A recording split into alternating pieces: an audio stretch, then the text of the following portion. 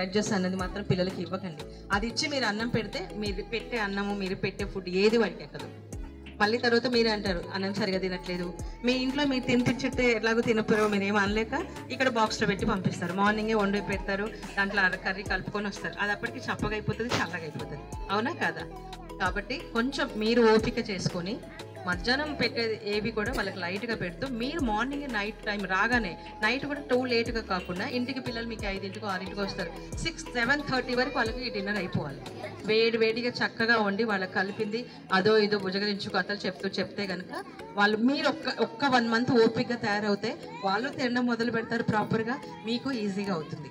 కొంచెం అంటే చాలా మందికి ఇప్పుడు జనరేషన్ ఏంటంటే ఒక్కరు 2 పిల్లలే ఉంటారు, గారాబాలు ఎక్కువైపోతున్నాయి. కానీ మనం పిల్లల కోసమే కష్టపడుతున్నాం, కానీ పిల్లల కోసం టైం ఇవ్వాలి. అది వెరీ అన్ఫార్చునేట్ థింగ్. నన్ను అడిగితే పిల్లల కోసం టైం ఇవ్వాలి. మనం ఎంత కష్టపడి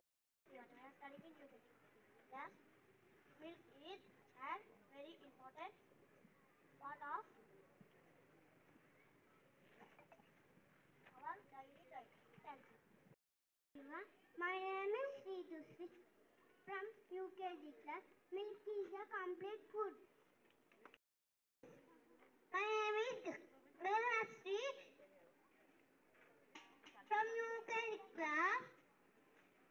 We can make ice cream